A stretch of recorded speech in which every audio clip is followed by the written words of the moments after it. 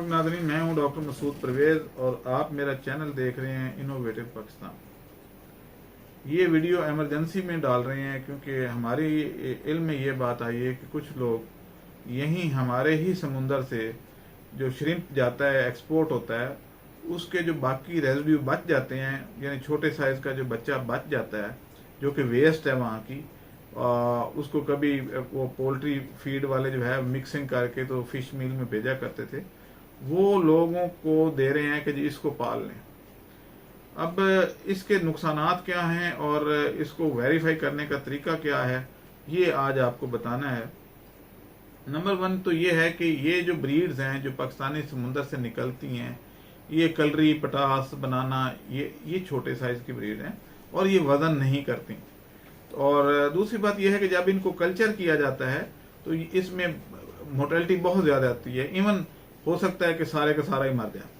तो इनको ट्रैवल कराना भी बड़ा मुश्किल है, इनको पालना भी बड़ा मुश्किल है, क्योंकि ये समुंदर में रहने के आदी होते हैं और जब आप इनको किसी पौंड में डालते हैं तो ये मर जाते हैं। अब जो लोग इस तरह का श्रिम्प बेच रहे हैं वो लोगों को लूट रहे हैं। यानी सूरत हाल ये है कि पिंड वसया नहीं, चोर चक्के पहले आ गए।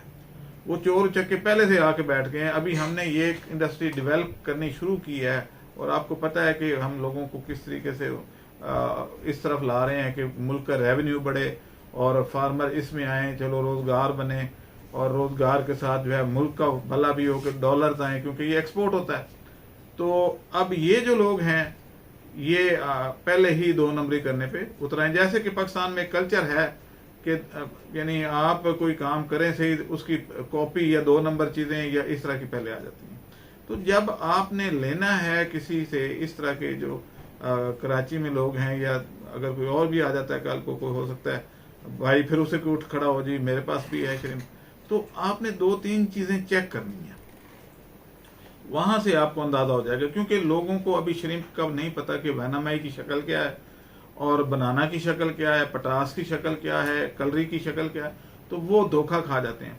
तो इसका बेहतरीन तरीका मैं आज आपको बता देता हूँ। नंबर 1, आप उससे पूछें कि भाई आपके पास जो जिस कंपनी से आपने इंपोर्ट किया उसका लाइसेंस है तुम्हारे पास। अगर वो कहता है तो देख लें कि उसने कोई अपनी डॉक्यूमेंटेशन, तो क्योंकि बगैर डॉक्यूमेंटेशन के कोई चीज इंपोर्ट नहीं होती, तो उससे पूछें भाई आप हमें BL दिखा दें, या आप हमें वहां की कार्गो जो थाईलैंड से, क्योंकि थाईलैंड से ही आता है, पूरी दुनिया में मशहूर तो थाईलैंड का ही है।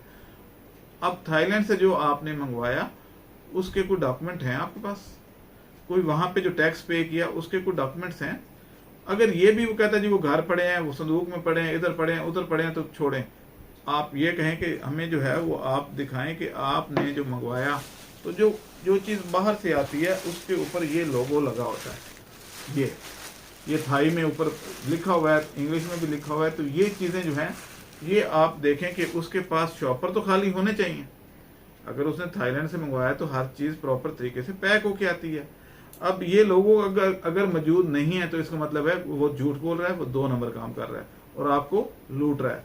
उसके बाद आपने ये देखना है कि वो पैकिंग आती किस तरह है, क्योंकि हमारे लोगों को पता नहीं होता कि भाई ये क्या कैसे आती है, क्या नहीं होता। तो इसके अंदर जो है वो ड्राई आइस भी आती है पैकिंग में। वो ड्राई आइस मैं आपको दिखा देता हूँ। वो इस तरह का पाउच होता है, ये इट्स ड्राई आइस, ये ड्राई आइस है ताकि टेम्परेचर को कंट्रोल कर सके। ड्यूरिंग ट्रेवलिंग जहाज में जब जाता है तो उसमें जहाज जब हाइट पे जाता है तो बहुत ज्यादा ठंड हो जाती है या बहुत गर्मी भी हो सकती है अगर हवा बंद है, तो उस सूरत में ये एक उसके टेम्परेचर को मेंटेन रखती है, ये जरूर होनी चाहिए उसमें। उसके बाद जो इसकी पैकिंग की जाती है वो बड़ी यूनिक सी होती है, ये थर्मोपोर की पैकिंग है।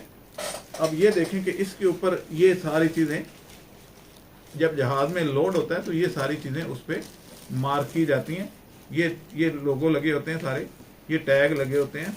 और इसके अंदर मैं आपको दिखाता हूँ कि ये कैसे है।